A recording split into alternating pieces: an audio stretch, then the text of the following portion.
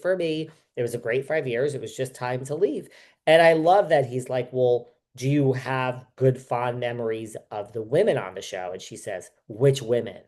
We'll get into everything she said about Erica. I'm very well aware of it. Let's put that a pin on that. Two, pause. By the way, next gen, Riley is filming. She showed up. They're filming. They did a TikTok. So Riley's back, Brooks, Ariana, everybody's back, including Charlie. The only person who's not back, it seems, is Hudson. Hudson has left the building. I thought they were going to keep him and they were going to film the breakup and this and that. But he really, if you think about it, has no ties to this group. I mean, think about it. Ariana is everybody's friend. It's not like Hudson is friends with the guys. This isn't like Jackson Stassi breaking up. This isn't like Tom and Kristen breaking up. Who is Hudson friends with? Charlie can't fucking stand the guy.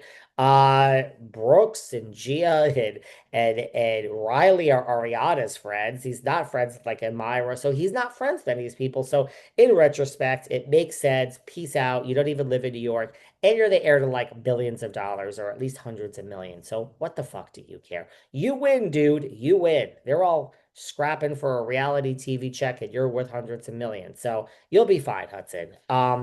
I would say Kim Zolciak is upset. She's probably is upset, but she's got her guy. Her guy. She's in the middle of this $100 million divorce with this guy.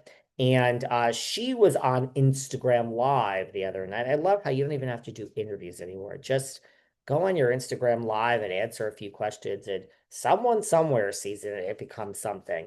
So she was on Instagram Live, and they asked her about her new boyfriend, who she is in the middle of this divorce with, but he is worth hundreds of millions of dollars. And so I guess she's upset about Hudson being worth hundreds of millions of dollars and breaking up with Ariana. Not anymore, because she's got a man of her own. No more Big Papa. She has Kyle Mowitz, and she says this is the first guy that she has been dating since her divorce, and they basically both went through the same thing. She went through hell with Croy. He's going through hell, or went through hell with his wife, Jillian Green. He's apparently worth $100 million. And 2 years after she filed for divorce from Croy is when she first met him. And it was hard to be vulnerable with him. Yeah, right. He has $100 million. You sucked his dick on the first fucking day, and you cried and became vulnerable and opened up to him on the first day, whatever he wanted, right? Because he's got the money, girl. And by the way, no shade. I would like to suck someone's dick on the first date and be vulnerable and open up if they have $100 million. Anyone have $100 million who wants me to be vulnerable? For that, I'll be vulnerable. And she says on Next Gen New York City that no, there's no storyline. Ariana and Hudson are really broken up. Um, there you go. It's the real deal. And she speaks to her parents. So Kim's gonna be fine. She's over the drama of losing Hudson the money, because she's got a guy of her own. You go, Kim. You go, Miss Kim Zolciak. What else could we talk about here today, you guys? Before I do want to get to Jeff Lewis in a second, but any other little topics? I had all sorts. Oh, you know what I was thinking of the other day? Here's something. It's like it's hard for me to remember. This I was thinking of the other day. Now that I'm gonna sit down and just say to Melissa and Teresa, Teresa, why the fuck did you say your sister-in-law cheated? You see how that could hurt your brother? Forget about her. See how that could hurt your brother Joe, his wife? That's kind of against him as much as it is Melissa. And then you didn't go to the wedding. Here's the one thing I will say. God, I can't believe I'm back on this. But you know how, like, if you have a fight with someone, like, this is what bullies do, okay? Bullies try to take people down, right? And they take people down. But then when a bully comes after someone strong, the strong person fights back, and it's hell. It's not what you expected, because you're the bully, and everyone, you knock them down and you knock them out. But now someone fights back, and you're not used to that. Now, you're the bully, so you can't really back down. So what ensues is now days, months, weeks, years, decades of hell. That's what this situation is. So when you have an opponent, like someone comes after me, you good luck. So when it's tough and you can't take the person out and it's over and you have distance, I tell you, when those two people reconcile, because it happens all the time in business, families, friends, lovers, you don't, it's not like you're best friends then, but you don't go after that particular person again because you do remember what absolute hell it was. So I gotta say, even though this is driven for the show and now Melissa's open to it, and yes, I agree, she and Joe are no better than Teresa. They all want the show back, and I don't even know if that's such a bad thing to want, but I can tell you this, it was so bad between these two that when they come back together, whether it is fake or not, I mean, we already had the fake stuff for years.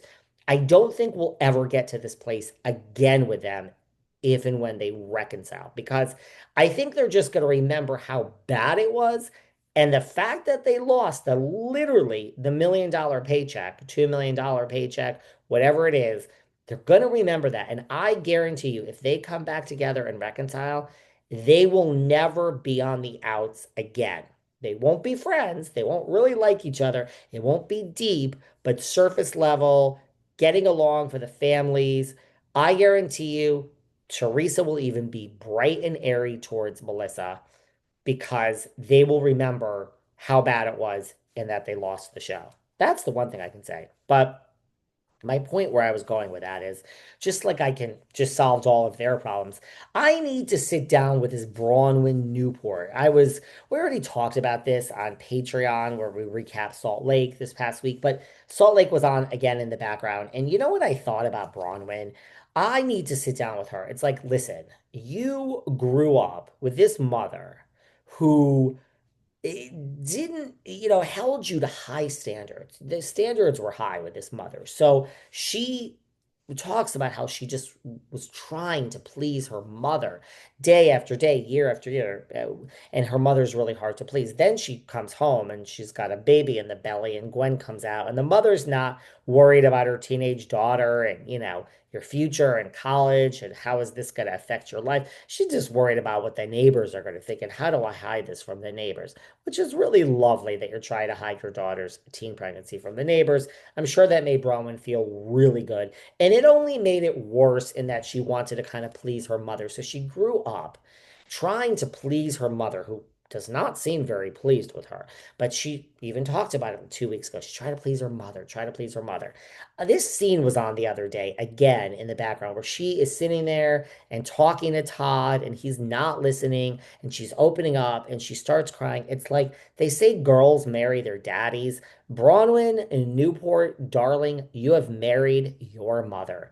It just dawned on me when I was watching it. So when I'm done with Teresa and Melissa, and I actually do want a fee, I said I'd waive my fee, but forget that. I'm not doing it for free.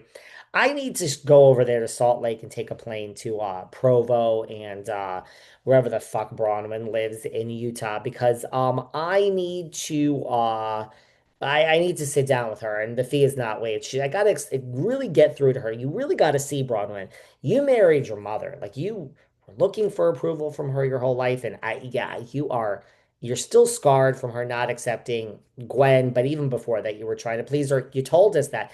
Now you married your mother. You are just living, trying to please this older man. They will be getting a divorce. I'm putting them on my divorce list. I don't wish that upon anyone. It's just so clear to see. Which brings me, so that's my thing that came up the other day. Bronwyn, no offense, but I think you need my advice. You married your mother, and bringing up divorce. No, I'm not the least bit shocked about Tommy.